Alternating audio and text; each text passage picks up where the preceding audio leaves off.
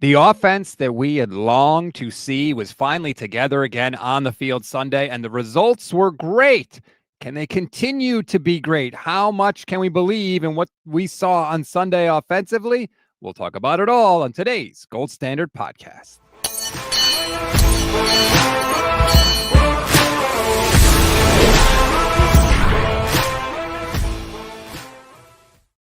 What is good, everybody? Welcome to another Gold Standard Podcast. You've come to the demonetization station. This is the show where we break down the film of the 49ers' most recent game, and the NFL takes all of our money. I am Rob Stats Guerrera, alongside Johnny Dell of the Johnny Dell Football Academy. How are you on this fine Thursday, my friend? Man, doing better than last week. After the 49ers lost a pretty rough one, it was good to get a good win, a solid win, a resounding win under the belt again. And to see a 49ers offense that really looked like a 49ers offense. Yes, and that was what we were all hoping when we Pearsall and McCaffrey and Kittle and all those people back together. And I know there's a lot of people out there that are saying, oh, it's the Cardinals, calm down, this, that, and the other thing. But I really believe that this offense is capable of producing like they produced on Sunday. You've been diving into the film. You've been breaking it down. Am I wrong? No, you're not wrong, because, I'm not a huge believer in the, well, look who they were playing sort of narrative, because if you're going to play that game, then you have to do that for every successful offense or every successful team around the league. You have to say, well, you put up 41 points, but it really should have been 44. If we remember, 2 missed extra points, 1 blocked. And then you have they're going for a 2-point conversion because Eddie Pinheiro pulled a hamstring. Just our luck, right? So you go for that again, and so you score 5 touchdowns and 3 field goals, which is the same thing that the Seahawks did against them, by the way. And the Seahawks scored a defensive touchdown. That you do that, 2 defensive touchdowns, right? So the 49ers offense scores 2 more touchdowns than the Seahawks, who blow the Cardinals out. And we're going to say, well, but the 49ers played the Cardinals. Yet the Seahawks are being talked about as one of the best teams in the league. That's fair. Yeah, that's totally fair. You're right. I didn't think about it that way until you said that. And I watched that Seahawks offense last week against the Rams look completely different. So, yeah, that's totally fair. We've got a bunch of film to break down for you, and we will do it in 1 second. But first, I just want to give a shout out to Sleeper. Thank you, Sleeper, for hopping on board. If you haven't checked it out yet, please do so. Just sign up and you'll get a free $20 entry. No deposit needed. And if you look around, you check out the app, you see the news updates that they have there, you see the picks, you see the fantasy and all that stuff, and you want to deposit money, use our code GSP. You'll get up to a $100 match on your first deposit. If you get your picks right, you could win up to 1,000 times your money. And we give you the picks on Fridays. Tomorrow on this channel, we will give you the picks. And all you got to do is choose higher or lower on different stats like receiving yards, fantasy points, passing yards, touchdowns, and you can win again up to 1,000 times your money. So check it out. Terms and conditions apply. See Sleeper's terms of use for details. Currently operational in over 25 states. Check out Sleeper today. All right, Johnny, let's dive right into it. First, I want to say thank you to Ouch My Hamstring, YouTube channel member who has gifted 10 network memberships. Thank you so much, Ouch. That is awesome. We love our YouTube channel members here. If you want to sign up, or if you're generously gifted a membership, you're going to enjoy custom emojis, membership badges, priority comment response. Thank you, Ouch. That is fantastic. All right, Johnny, what do we got? So, when we saw this 49ers offense, there's one thing I talked about last Thursday. So we were looking forward to this debut of Brock, and a couple of things that I talked about was that the speed at which Brock works through the progressions is just different than Mac Jones. His eye manipulation is different than Mac Jones, because I don't even know why there's this Mac Jones is better than Brock Purdy sort of even conversation right now. This is one of the more wild conversations I'm seeing out there. And I'm like, I do not understand this. So we start out with McCaffrey split out wide. Okay. And you're going to see these corners, they're trying to communicate this out. They want to know when McCaffrey is outside the wide receivers, how are they going to account for this? And you can see all these guys trying to work it. So that tells me this is most likely going to be a match of some kind. And then they're going to motion McCaffrey in, and you're going to see now they communicate it out. Once he comes inside the formation, they're going to see him check the defense, and this corner is going to back out. That tells me that he came inside the divider, and they're going to a zone drop. So a divider rule will just be a certain point on the field where they will check coverage towards matching man and zone drops. For them, it looks like it's about 1.5 yards inside the numbers. So you see him come inside the divider and they check out. We get a zone drop here. So what we're going to do is we're going to run an old sail concept. So this is, or flood concept is what this is known as a lot of times. We're going to run Pearsall on a clearing route. We're going to run Jennings on a sail route or deep out route, and then McCaffrey is going to come out into the flat. So this creates a 3-level vertical stretch for the offense. We're going to see Brock work this out as as Arizona settles. They're going to be in a quarters drop here. So this is cover 4. You get deep quarter, and then hook. So you're really putting this guy in a vertical stretch as long as Pearsall's route can take off both the corner and the safety. And so this is really going to have to do with Brock's got to maintain really good eye discipline here. If he stares right to Juwan Jennings, this is Buda Baker over here, he's going to jump that route. That's what Buda does. So we're going to see Brock is going to read this out. He's reading through the hook player into this zone. He's probably got eyes. He's checking the curl flat. He's going to see him take McCaffrey. So he's reading this out, and he says, okay, these guys are running off. This guy's keeping close on McCaffrey. This is 3rd and 10, by the way. Mm-hmm. So a long 3rd down, and he's going to say, I'm going to get Jennings down here on the deep out route, and delivers a nice ball, holds him up in the zone because you can see, Buda's coming over the top, so he's not going to lead him into Buda. He's going to hold him up in the void to them so Jennings can catch and then go make a little bit after contact on Buda. Buda's tough to do that on. He's a great open field tackler. But what I really want to point out here, so I'll pause so you look like you have something on your mind. Oh, I just wanted to ask a question. Do you think Jennings would be that wide open if that's, say, Kendrick Bourne running next to him instead of Ricky Pearsall? Or do you think that Pearsall's presence helped at all? I think Pearsall's speed will push this up faster. Okay. So, by the rules of this, he's running right between the numbers and the hash.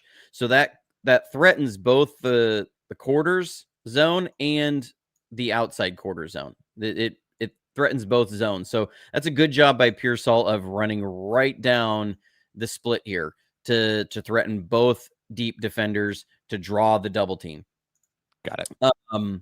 So yeah, I mean, definitely his speed is gonna move that vertical faster and pull them out farther. So that does have an impact here. But from the end zone, this is what I want to show this is A+++ eye manipulation by Brock. Watch his head stripe here. It might be harder for some people with the view here, but he's going to start out eyes right down the middle of the field. So here, the farthest he turned was about that far on his head stripe. So now he's back to the middle of the field. That was just a peek. Just kind of peeks over there. You can see him peeking just a little bit, but watch as he enters his windup where this head stripe is. He's putting his head stripe down the opposite hash. He's stepping into a throw for a deep out to his left. That is, when I say A++ eye manipulation, you can see the hook defender over here. He started out inside the hash. He's going to move inside the hash. Who's one of the players who can go tackle Juwan Jennings on this. And he rips the ball on the deep out. That is wild to see. Like, there's very few quarterbacks who have that kind of head manipulation while they're in their throwing motion. Would you call that a no-look pass? I'm not going to call it a no-look pass, but that's as close as you can get to a no-look pass, as you will see. I mean, that reminds you of Matthew Stafford. It just does. Like, that's Matthew Stafford. That's Patrick Mahomes. Like, that's that, maybe Aaron Rodgers, like, kind of thing. Like, very few quarterbacks you will see in the NFL. And when you see it, it's super fun to watch. And Brock doesn't get the kind of credit for that kind of stuff. to see I didn't see it from that angle before. To see where his feet are as opposed to the head stripe, like he knows he's throwing to the left the whole way, but to have his head just looking down that right hash, like you said, that is crazy. And you can see, like you said, the defender, he hops one direction and then immediately hops back the other once he realizes where Brock is throwing. Yeah, because these guys can't see their feet, right? So there's all these linemen in the way. They watch the quarterback's eyes, they watch their head. So when that head stripe is looking down the middle of the field and you see the deep out throw, I saw that. I was like, dude, that's awesome. I love that kind of stuff because that is like the A plus tier of seeing this stuff. So then then this is 2 plays later. We're gonna get a big touchdown to George Kittle. And first thing we're gonna do, remember, we had Jennings and Pearsall in this same formation, right? Mm-hmm. So what are we going to do? We're going to send McCaffrey out here to where he was when he started out wide and then came in. So what are we doing? We're trying to see, does this guy back out into a zone drop?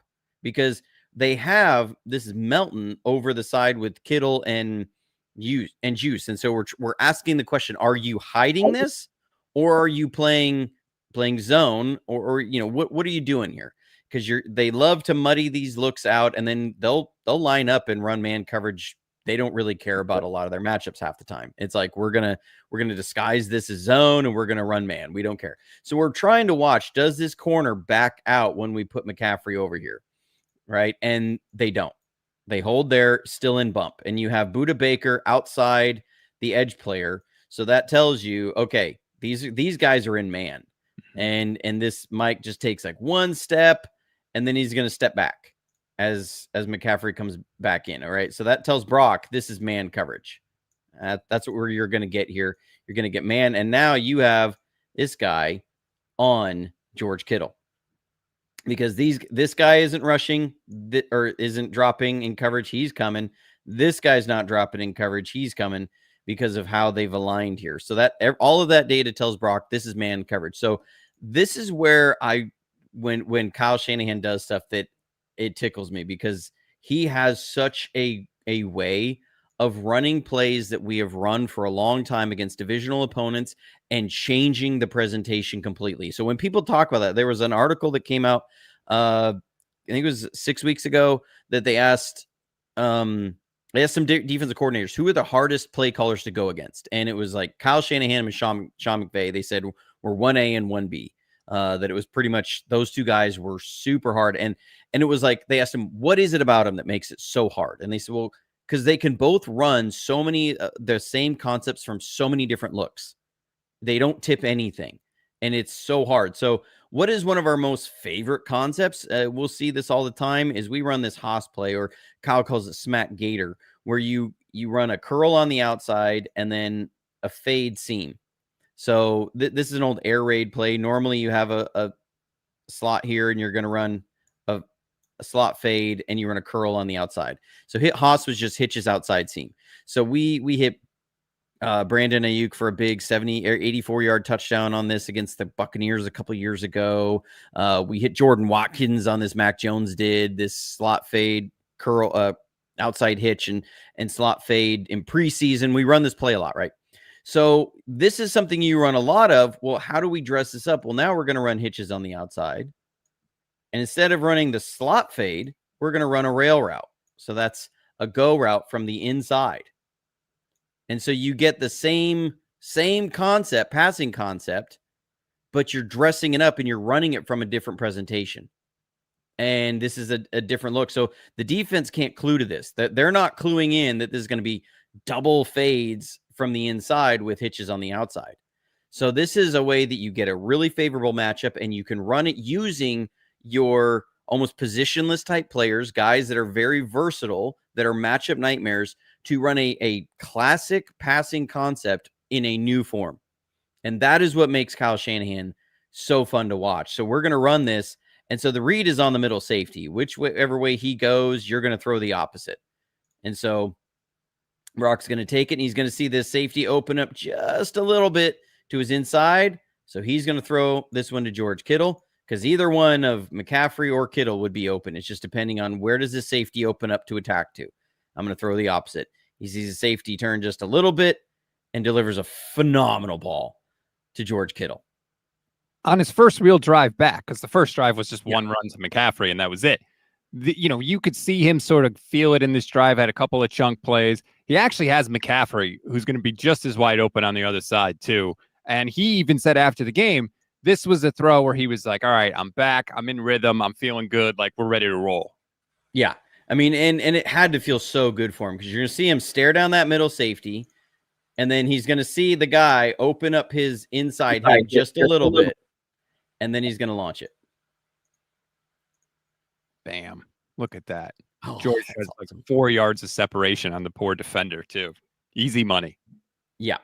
So another play that we saw very early on, and I was like, I really love when I don't mean this in an ego way, when Brock proves me right. Because when you make claims on some stuff, you kind of put yourself out there. And then when he shows it out, you go, Brock, I really hope you play like I think you're gonna play. And he did. So one play we talked about last week was the 4-strong spot or snag concept. I showed Brock running it and I showed Mac running it. Okay. Second drive of the game, we run this play. And so we get to see again the difference between Mac and Brock. So we're running this where you get a backside slant on the single receiver side. We're going to run a spot or snag route here. It just depends on what system it is, how they call it. Then you have Pearsall on a corner route. You're going to get McCaffrey on a flat route with Juice out here as a lead blocker. So this is the snag spot. We run this all the time. Brock is so good at this play. So it's a kind of like an alert backside with 1, and then you work at 1 to 2 to 3. It's really 3 over here. Is how you run that. That is a beautiful 3, I want to say. Yes. My best work. And so what you're reading this out, and Arizona is actually going to get a free man on a blitz here because they're giving this presentation. They're going to drop out into a fire zone, deep 3 deep fire zone. So that's going to be 3 deep and 3 underneath. And they're coming with 5 rushers on this blitz, and they'll get the corner coming on a blitz, and he's going to come free. And so normally, like, I have full confidence if Mac Jones is in here, this is a sack. It's either a sack or something bad happens because Mac, if he sees this edge player drop, he's moving on from this slant. And he's probably going to try and turn and hit this, and this guy's going to come blow him up. That's just how I think this happened based on what I've seen with how Mac runs his play. Here's the difference, though. Brock's going to see this, and the eye manipulation is going to be there. This guy just turned his head because Brock had his eyes this way, and we'll see it from the end zone. And so this guy's going to move, and Brock's going to hit this slant. You see the guy come over to George, and he just hits the slant. And it's a 12-yard gain. From the end zone, let's watch this again. He's gonna identify the overload blitz, see the backside outside linebacker drop in coverage, move him with his eyes, and hit it before an unblocked rusher can get to him. This is A++ quarterback work here. So we're going to see the motions. Go ahead. No, sorry. Go ahead. Well, I was just going to say, like, sometimes, especially with the 49ers, people freak out about unblocked rushers and, Kyle's system and the protection scheme. And it's like, no, sometimes it's like it's all right. You recognize it and you adapt and you move on. And clearly that's what happened on this play. Yeah. So we see they got the unblocked rusher coming. Watch again, Brock's eye manipulation here. He's looking to his right. He's going to hold it. His eyes are right down the middle of the field. And so this backer, because at the snap, again, watch Brock's head here. It's just instant that he's going this way. He's looking to his left. Like he never actually, his eyes are looking to his left, but his head is pointed to his right because his eyes, his head stripe never goes to the left until he throws. Like that is A+ work there to be able to see this guy come over, move him that way because the outside linebacker is watching Brock's eyes. And so this guy's going to go try and pick up Kittle. And he just holds it and delivers the ball. I mean, it looks like a simple 12-yard slant route, but when you see it from the end zone and you see what Brock's doing with his eyes, you go, that is A+ quarterback work there. And I think, too, that's the stuff that, you can't really pick up on that watching the broadcast unless you really know what you're looking for. And even then, you probably have to watch it multiple times. Like this is when you dive into the film and you could slow it down and see it from multiple angles. Then you really see what's going on. And you're like, damn, I'm actually more impressed than I was when I was just watching the result of the play, so to speak. Right. And again, it's with Brock. Sometimes even these plays that look simple, like a 10-yard gain, you watch it back and you go, good Lord, most guys, that's a sack. And everybody will say, well, he only had a 10-yard throw. And you go, yeah, that 10-yard throw was way more impressive than I think most people would give him credit for. So, and so what does this start doing? Okay. You've hit the chunk plays, you're beating him on the blitz. You've hit some verticals down the field. So now this slows down that run support. So Arizona is going to be out here in this quarter shell. We're going to go with a run play here. Watch how slow these guys are to react to this run. McCaffrey is 2 yards deep, is 2 yards past the line of scrimmage before they even start attacking. We have not seen that all year. Like, it's amazing that all of a sudden Christian McCaffrey suddenly looks better too, right? How? Wow, imagine that. Yeah. I mean, the guys are still, this is Budda Baker, who one of the most aggressive safeties in the league, is still in his back pedal as we are now, as McCaffrey's hitting the line of scrimmage. How many times this year have we seen that when McCaffrey's at this point, you got a safety right there and he's trying to make a safety miss, or he's breaking a tackle at the line of scrimmage, but he's tackled at 6 yards because the safety's right there, because those safeties are so aggressive in how they're getting their run fills. So now he gets a broken tackle, and it's not an 8-yard gain. It's a 15-yard gain, 12-yard gain, because it's so much more space before he's getting to the deep safeties. So you're seeing the domino effect now of we're getting that vertical passing game. We're getting a quarterback hitting some of these throws. Now those secondary guys are much more hesitant in their run fits. And you saw this a number of times in the game. Every time we get the passing game rolling, that's when Christian McCaffrey would hit a 10, 12 plus yard run. And you go, oh, this looks like the 49ers offense, because everything starts coming back together. You got your left guard is not Connor Colby, and that helps a lot too. I knew you were going to get a shot in there somewhere. I'm just saying.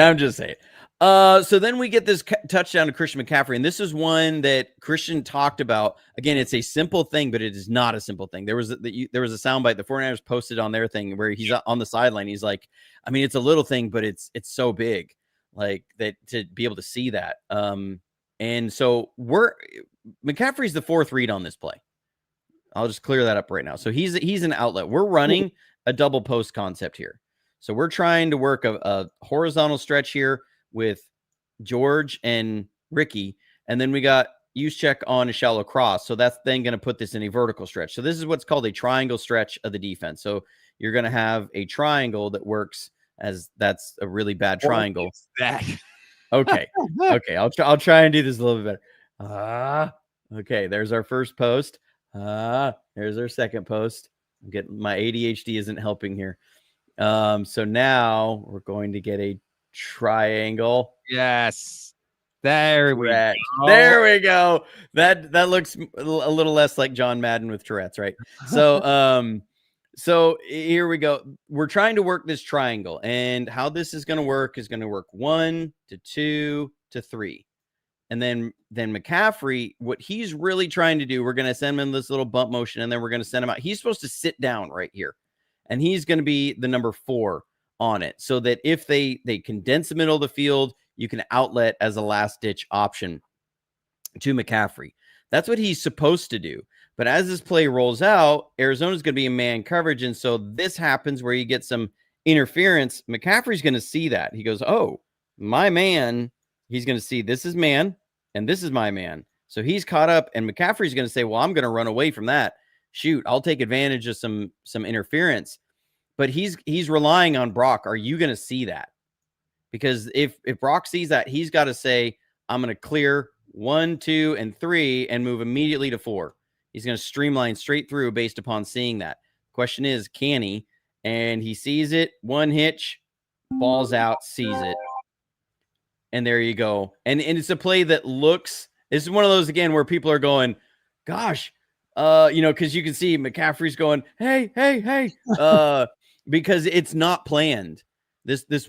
He was just supposed to sit down in this area to create the stretch, and he's saying I'm open. Is Brock going to see it? Because people will say, Kyle Shanahan, this is the wonder of Kyle Shanahan. He's just drawing these guys up wide open. You go, that's not what's actually happening on this. Like, I love Kyle as much as anybody, but the guys, and McCaffrey confirmed this in an article. I think it was with Matt Barrows, had asked him about it, and it was either Matt Barrows or Eric Branch had talked to McCaffrey specifically about that play, because he was asking, why were you pointing to your helmet?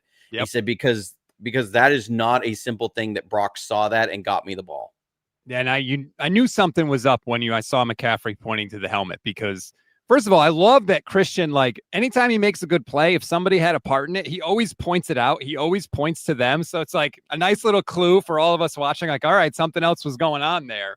And it's just amazing to me that you have so much going on as a quarterback. And I talked about this on other shows. You got to worry about the play clock, formations, defense, and leverage, and all this stuff. And you're putting guys in motion. What does the defense do when you put the guy in motion? You got to know all of that. And then you snap the ball. You have to see if the defense is rotating, if they've changed the look or whatever. And then you also have to see, something weird happened. Christian McCaffrey is now going to be wide open. Let me just throw it to him. Like, it is amazing the amount of processing that you have to do on every single snap, even to get a play like that, where it looks so simple, where he just drops back and makes a throw that you and I could make out into the flat.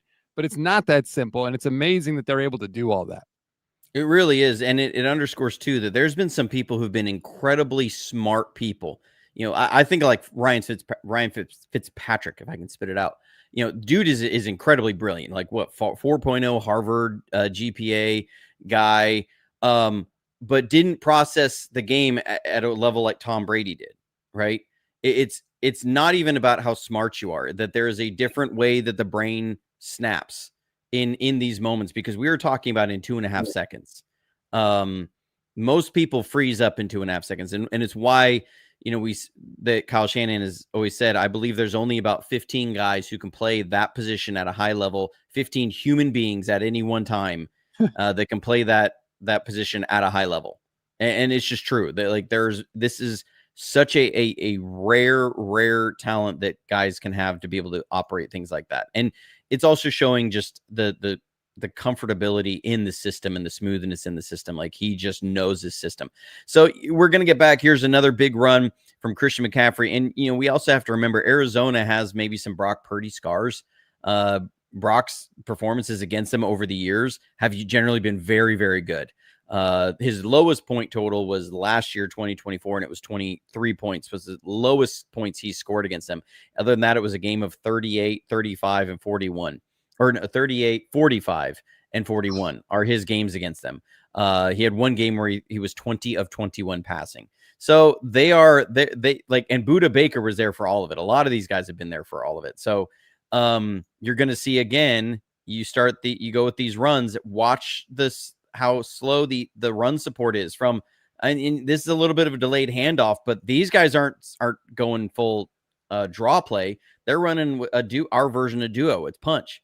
And so these guys are all dropping out, again, worried Brock's going to throw the ball out here. So you get everybody retreating. I mean, this guy is in a deep retreat the whole way. You're just now starting to get safety support.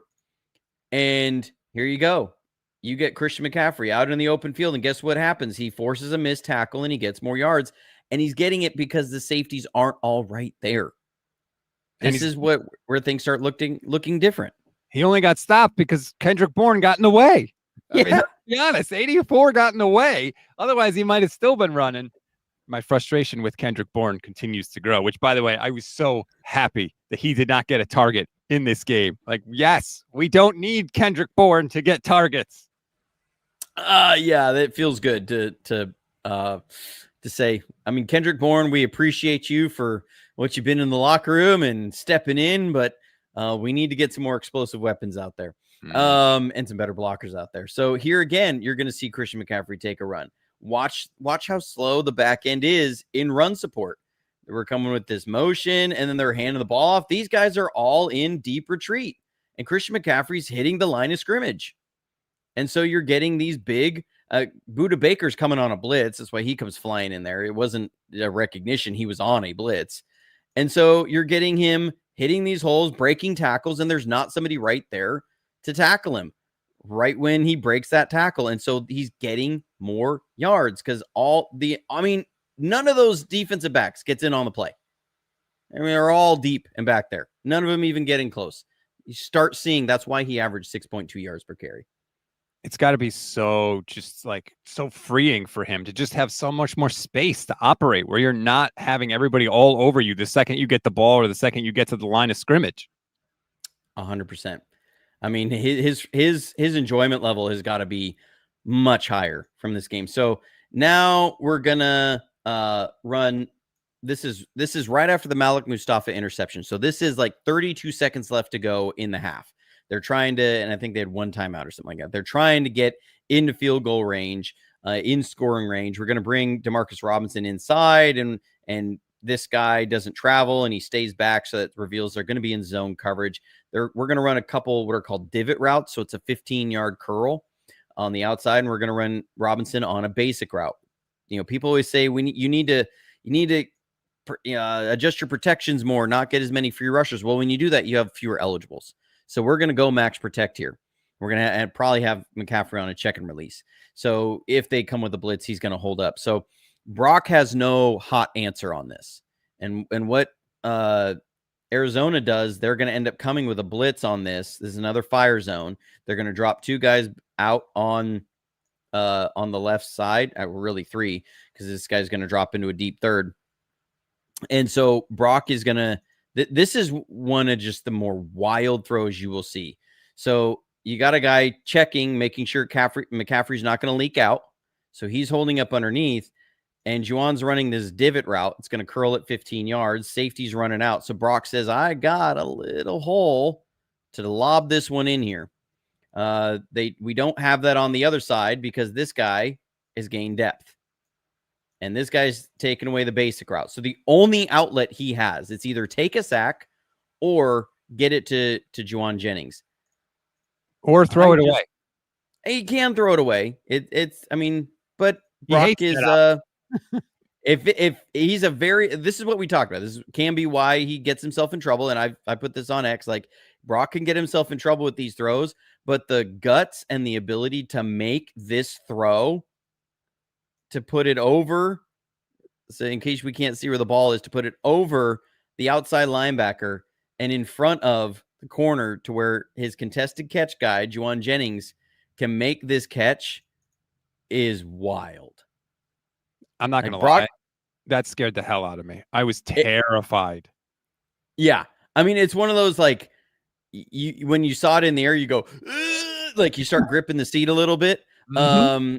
But he made it, and guess what? The 49ers score 3 points because of this play.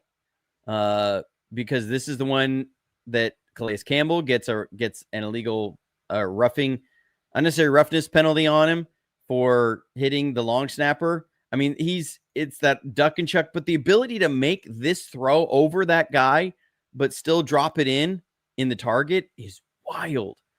This is the throw that he made other times that's been intercepted. We've seen it, right? Where that first defender gets more depth than he realizes or is able to recover while the ball was in the air. The same thing that makes you go, I can't believe Brock threw another dumb interception. It's the decision to make this throw. Sometimes it's picked, sometimes it's caught like this one was, but that's who Brock is. He's going to make this throw. He's never going to throw it away. Like you talked, he's just not going to do it because he's going to say, and in his head, he's like, I've made this throw a bunch of times, and he has. It's just, we're going to have to live with sometimes it's going to get picked, and we just have to accept that. Well, and I think there's the real kind of, I guess, proof positive is when you look at Brock under center, we tend to score about 6 to 7 more points per game. And it's because he will pull the trigger on plays like this. Yes, you're probably going to end up with one to two more turnovers over a 3-game span.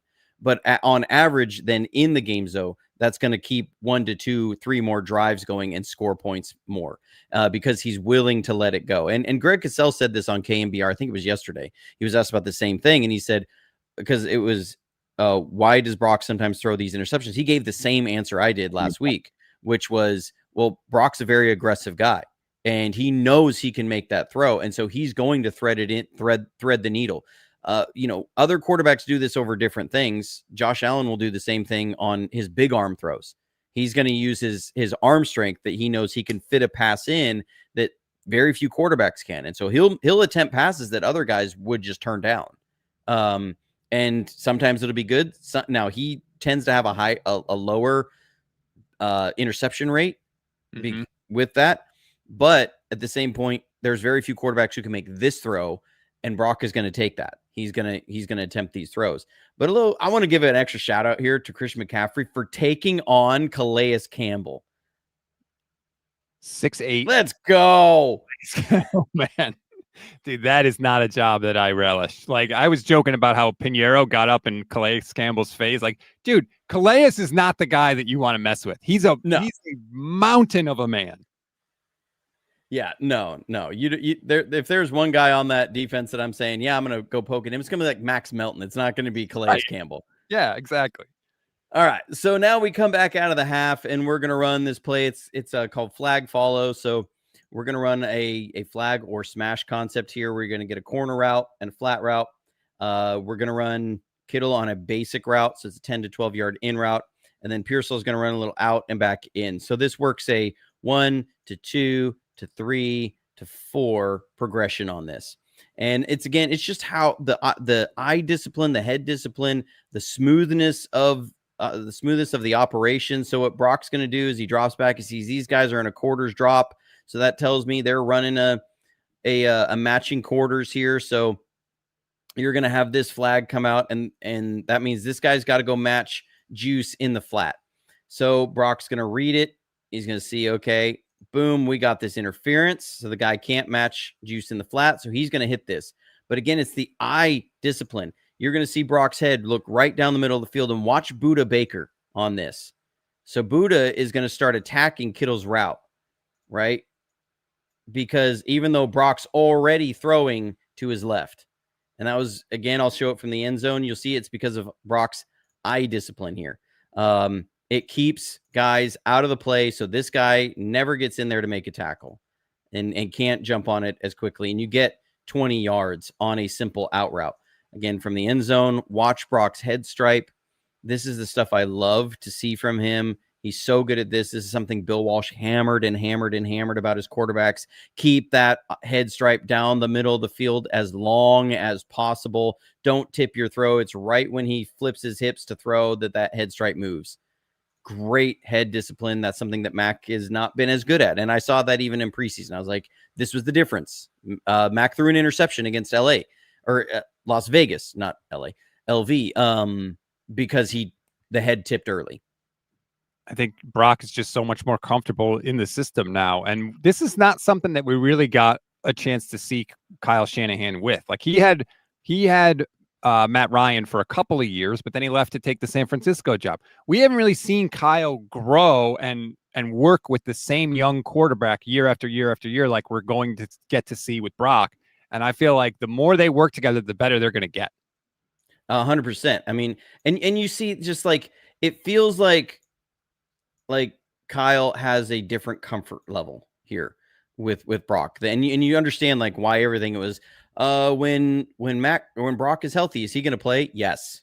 It wasn't even a hesitation. So here, yeah, again, it's the ability to get deep into the progression. So we're running what's called an arches concept. So this is going to be 1 to Pearsall on a shallow cross, 2 to McCaffrey on an arches route, and then Kittle is 3 on a deep out. And what Arizona ends up doing here is they're running man coverage across the board. So we got man coverage, and then they're running 2 inside help defenders. So they're going to have 2 guys to take away the middle of the field. So we really want to hit McCaffrey on this play. That would, if everything plays out the way you'd expect, you're going to hit McCaffrey is where you'd like to see. So, and so that's where Brock is expecting when you have a middle help defender. He's thinking this guy is going to run with Pearsall when he comes across, and but he's gonna pass him off. And so that's what Brock is looking for. He says, okay, this guy did not run with Ricky. This guy's dropped in here. The backside's coming down to help on that. So they've taken away 1 and 2. So now he's going to work to number 3, which is a good option. George Kittle. I like George Kittle as my outlet option here. And so there's that hitch, steps up, and then just drops it right in the bucket. Great work. Great play design. Great work. This is the marriage of a good play designer and an efficient quarterback who can run the offense. Love seeing George Kittle get targets in the red zone. I keep saying it because it's true. 45% of George Kittle's career touchdown catches have come from Brock Purdy. It just works, man. They find each other down there. Sometimes it's on schedule like that was, or sometimes it's off schedule when Brock runs around. But it is good to see because Kittle is one of their best weapons, if not their best. And he deserves to be featured, and the team will only benefit if they do, and they did on Sunday. Sorry, I was just laughing about something in the chat. But then we're gonna have here. Oh no, we got to explain. That's good. So I have the topic bar on the screen. It says, "What do you want to see us break down next?" Leave your comment below. And Benali, one of our favorites, says an entire video on Johnny's take on how to beat quarters, please. If you've been following what's been said on Twitter with Mina Kimes and idiots trying to give her gruff, you know where Benali's coming from. Well done, Benali. We appreciate that.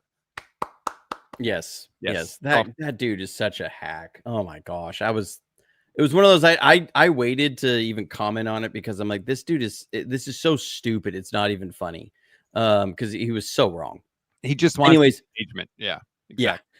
Yeah. So now this is a 3rd and 15. Last drive of the 49ers. We're going to motion McCaffrey out. Okay. Now what Brock's going to look at, he's going to say, okay, what are these guys doing? How are they communicating? Because this guy starts getting in the communication. What that tells you is that they're going to split field this. So this is going to be 4/3. And so they're communicating, how do we pick up what's going over here with these 3 with these 3 eligibles? And these guys are going to keep 3/2. So that tells you of who's communicating what. And the Cardinals love to run a lot of match quarters. That's been Jonathan Gannon, his entire career is a matching quarters coverage. And you can see these guys aligning to that. This is not a full-blown quarters safety. You would expect him to be on the hash. This is a match quarters. He's aligning to be able to match certain routes. So that tells you, we know we're going to have McCaffrey on a 15-yard comeback route, that this is going to convert to man coverage. Brock knows that pre-snap. McCaffrey knows that pre-snap. The idea of throwing a 15-yard comeback route to your running back from the far hash in man coverage on a corner alone is wild. I don't know how many running backs teams are going to do that with. Like what other team in the NFL will run a 15-yard comeback route with their running back on a wide receiver, on a cornerback in man coverage from the far hash? Like, is there another team in the NFL that would do that? I don't know. I do know a lot of players were talking about this play after the game because a lot of that, George was talking about it. I think Juice talked about it too. Excuse me. And they were just like, I cannot believe that we did that. And the throw is high from Brock, and McCaffrey has to go up the ladder to catch it. Yeah. I mean, you can almost see like Max Melton's him being surprised they even made this throw because he almost starts playing this like this is just a clearing route sort of a thing. And part of it is that the throw's a little high. You're going to see Brock's got a guy falling at his feet. So he's got this coming in and he's going to then lob it out here. So it does end up a little high. But let's go back and watch Melton on this play of how he reacts. Because McCaffrey just runs straight into him and he just kind of is like, eh. And then he goes, oh, crap, they threw it. I mean, it's like I truly think he was as surprised as anybody that they actually attempted this pass. It was like, because I mean, if you're a corner out there, you see a running back running down the sideline on you, and you're over the top of them, you're like, they're not throwing here. 3rd and 15 too, and they get the first down. And then on the next play, I believe, is the 20-yard run from McCaffrey, the longest run of the year. It is. And so I wanted to include it because I also, so much is sometimes made of how many 8 and 9 man boxes the 49ers face. And I think sometimes people don't quite like that. that raw stat does not tell you what sometimes people think it's going to tell you, because we run so many of these condensed splits. Okay, so what do I mean by that? Here, the way the Cardinals are running this, they're leaving a corner deep and they're leaving a safety deep. So what does that mean? They have 2 guys deep, so that means they have a 9-man box. 1, 2, 3, 4, 5, 6, 7, 8, 9. That would be a problem if you can't account for everybody. The reason that an 8-man box generally has been termed as like the run stopping defense is because in traditional offenses, if you think back to like an I formation at a 21 personnel, so 2 backs, 1 tight end, that's like the classic NFL formation. You have 2 receivers out wide. You have a quarterback. So there's 3 guys who can't block, and you have 1 ball carrier. That's 4 guys. So you have 7 blockers versus an 8-man box. That means the defense is +1. So it's the +1 in the box is what they're really trying to shoot for. And so if you bring in a 1 wide receiver in tight, they may bring in a 9th element into the box, and they remain +1 in the box. But they have 9 men in the box. We, if you look at it, have 1, 2, 3, 4, 5, 6, 7, 8, 9 blockers. So the fact that they have a 9-man box does not mean they are +1 in the box. So like this will be one of those plays that everyone's going to say, man, they're running this against an 8 and 9-man box. It's not the same data as saying like traditionally, because we run so many of these condensed sets. And when you're able to pass the ball, even though you're facing a 9-man box, you have 9 men of your own in the box, and the defense still keeps 2 guys deep. That's the difference here of when you start getting this passing game going. And now you can get a hat on a hat blocking. You have a blocker for every defender in the box. And guess what happens? Now you have Christian McCaffrey breaking through here because you have every single box player accounted for with a blocker, hat on a hat. Everybody's accounted for. So now you get a 20-yard run from Christian McCaffrey because the 2 guys that aren't accounted for are deep because they're trying to take away the pass. And so that ends up breaking a run through. McCaffrey makes 1 guy miss, and now you get a 20-yard gain. We saw McCaffrey has forced more missed tackles in this year than any other running back, but we weren't seeing the explosive runs because we weren't getting the efficiency production out of the passing game. We weren't getting a downfield attack. We weren't getting a true threatening of the defense. Every team was saying, we're going to put the ball in Mac Jones's hands and make him beat us. Now you face a team that has said, when we've tried to do that, Brock Purdy has shredded us. So we are going to not let Brock Purdy beat us. And this is what happens. No, I was told it was all the missed tackles came on receptions and none of them came on runs. And Christian McCaffrey is old and slow and all this stuff. I've heard that too. When I would do these breakdowns with you, I would be like, well, I'm not seeing these plays that are blocked up perfectly where he's just not getting there on time. It's nice to see when it is blocked, he cuts through the defense and he's doing some damn things. Right. And so then, let's give Brock some credit here. He's going to see this can the play. So we got 4 blockers to one side. What do the Cardinals have? They have 1, 2, 3, 4, 5, 6 blockers to that side. So they are +2 to the left side. And on the right side, where he's going to see 1, 2, 3, 4 blockers, and he's going to see 1, 2, 3, 4 defenders. So they are +0 to the right side. So what are you going to see? You're going to see Brock here reach up, can. And what are we going to do now? We're going to run to the +0.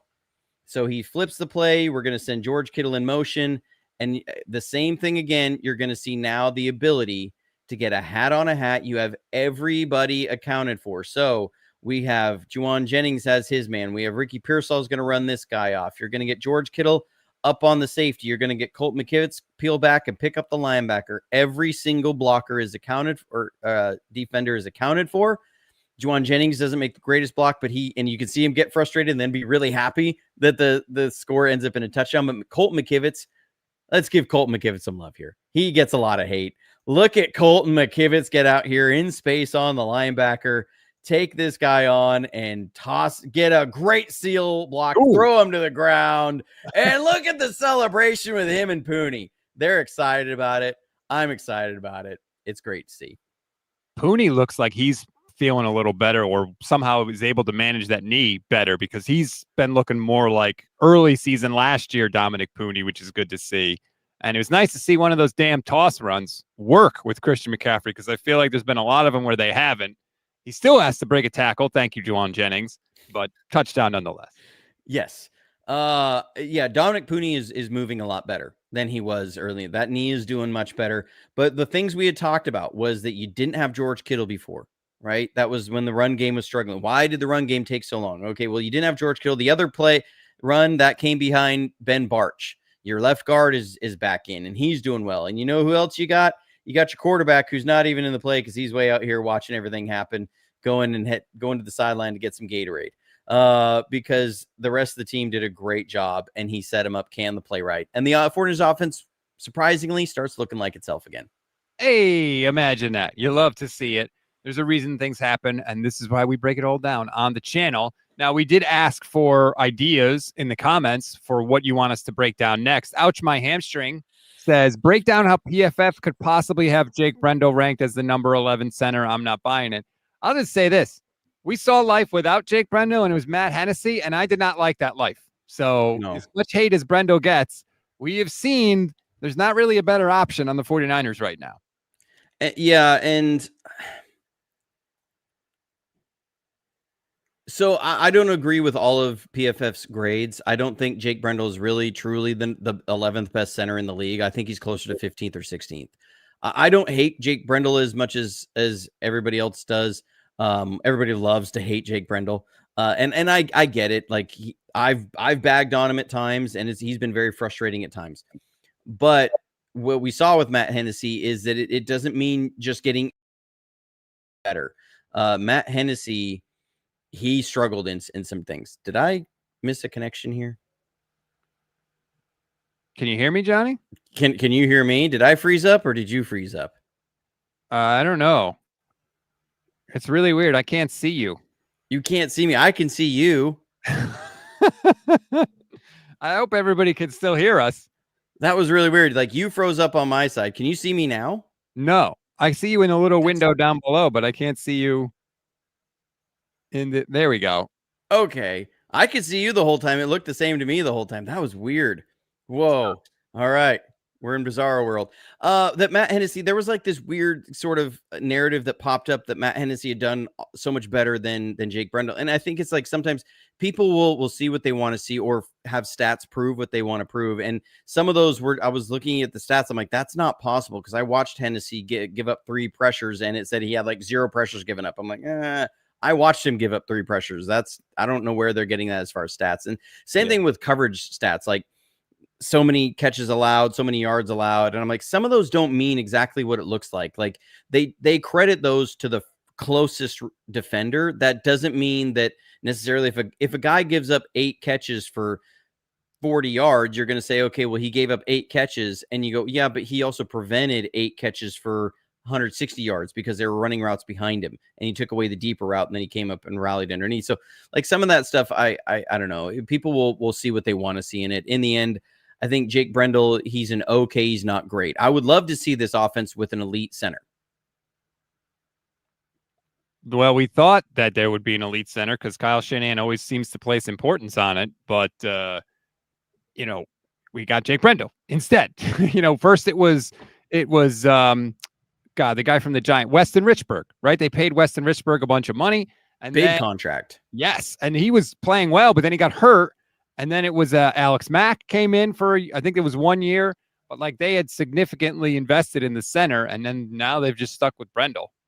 Yeah. Well, they were planning on Alex Mack being here for 2 years, and Alex Mack surprised him with a retirement. I think it was in April of that year that Alex Mack retired. And the thing with Weston Richburg, we forget he not only had the patellar tendon injury that led to another injury in his hip, and he had hip surgery. And that's when he retired. It wasn't just the patellar tendon, but it was kind of one thing led to another during the rehab and all that. So the Weston Richburg one really hurt him because Weston Richburg was the best center that we've had. I think, probably going back to Jeremy Newberry. Wow, there's a name. Yeah. I wanted to pull one out for you. Wow, thank you. Really quick, let's get one more question here. Antonio says, do you think Lenore will have a decent game against Ted McMillan? The Ted offensive is going to be one that's going to be hard to contain.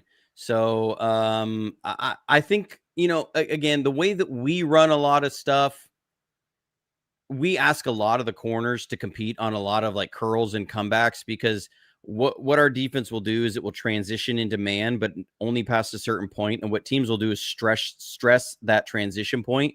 And so it really relies on your underneath guys getting to their landmarks and then rallying up to the short throws. So I